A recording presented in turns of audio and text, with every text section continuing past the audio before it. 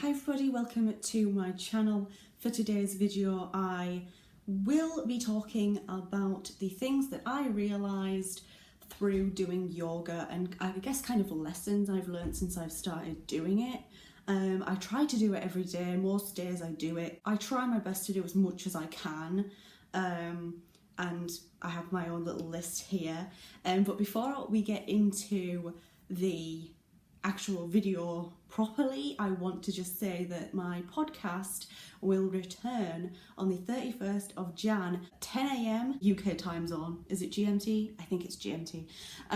But it will return for season 2, 31st of January, 10 a.m. The topic will be about the fast food industry and we have a lot of controversial and interesting things to talk about with that. And now we're just going to get straight into the actual video. I want to say that I've not been doing yoga long, but I think I've been doing it for enough time now where I'm starting to notice things about my body and little subtle changes. The first thing that I actually realised through doing yoga and learned through doing yoga is that I'm actually a lot more flexible than I thought I was. And I think sometimes when you do stuff like that and your body you have to contort your body in certain ways, you kind of either go, oh my gosh, like I'm more flexible than I thought, or you go, oh my god, like I'm not as flexible as I thought I was. And with me, I'm definitely just that little bit more flexible than I thought I was. I've always been reasonably flexible. I've never been someone who is not flexible naturally, because it just means that I don't have to kind of train my body as much as what perhaps someone who isn't naturally flexible would have to do in order to build up the strength and their flexibility in order to do more difficult yoga poses and positions. The second one is that there is a horrible stereotype with yoga that it doesn't actually burn that many calories, but actually I learned through doing yoga that it's actually it can be quite a difficult thing, even if it's quite a slow flow that you're doing. It's a lot of just making sure that your posture is correct. Sometimes you have to hold that stance, a specific stance, for quite a while, and so it does burn a lot more calories than I thought. You can do yoga where it's a lot more fast paced and obviously that's going to burn calories, but I always just had it in my head that like yoga wouldn't burn many calories. The third one is that it's a great way to be fit, be healthy, but it's also a great exercise to do to encourage you and allow you to learn how to listen to your body and to be at peace with yourself. So I often think of yoga and meditation are kind of very similar, and I did meditation for a long time prior to starting yoga.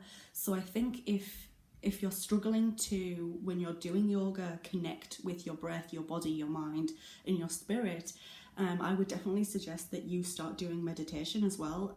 I've also learned that yoga is the best exercise for me because of certain health issues that I have, and my doctor actually recommended it to me that I try yoga, and that's how really that I got into yoga. But it's definitely the exercise for me. I enjoy doing it, although sometimes I get sticky and sweaty and a bit gross.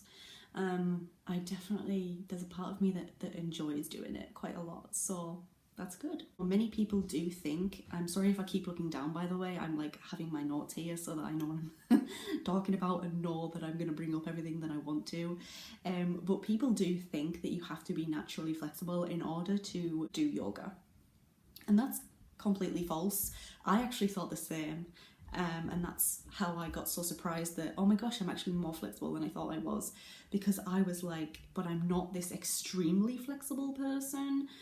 And like, how am I supposed to contort my body into those positions and those stances and stay there for the amount of time that is recommended or required? You're training your body, even if you're not naturally flexible. Like my mum, she used to be very flexible, but as she's gotten older, her flexibility has really declined.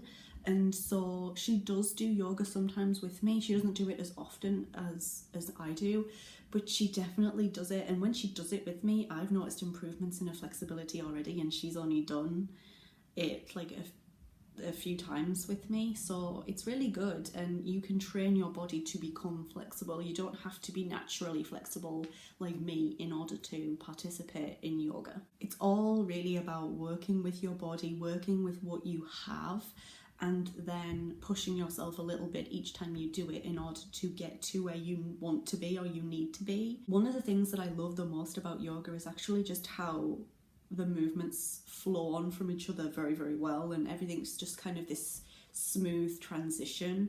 There is a lot of smooth transitions in yoga, and that's what I kind of really like about it. Whereas in other exercises, sometimes some of the movements and the transitions can be quite jarring, in my opinion anyways. So yoga is very, very smooth, it's very flexible, and it's very, it all just flows very, very nicely. Yoga allows you to totally have fun with yourself, and yes, you're going to have to take your health seriously, you're going to have to take the practice seriously, but you can have fun whilst doing it. And yoga is something that I can actually say that I do have fun whilst I do it. The only thing that you have to take seriously really when you're doing yoga is yourself, in terms of you want to get fit and you're doing it for a purpose. But you can relax and you can have a little bit of fun with it. You can have like a laugh with yourself. I've never been really good at running, and I've never had a passion for running either, or any other kind of exercise really, apart from swimming. And I did a bit of gymnastics when I was younger, and I spent years and years and years learning to swim and things like that. But really, other than that, I've not really been extremely passionate about exercises apart from step aerobics and yoga. So if you haven't tried yoga, I would definitely encourage you to do it. But if you're new and you're not sure how to really connect with your mind, your body, your breath, your spirit, and all of that sort of stuff, I would definitely recommend that you try a bit of meditation if you have not already, and learn the basics of meditation. Thank you so much for listening. I hope you enjoyed this little video. If you did, make sure to leave it a thumbs up. If you're new here, click on that subscribe button. Don't forget about my podcast. It is coming out on the 31st of Jan, 10 AM, and it will be returning weekly rather than fortnightly. So thank you so much. I hope you enjoyed, and hit that subscribe button. I hope to see you in my next video.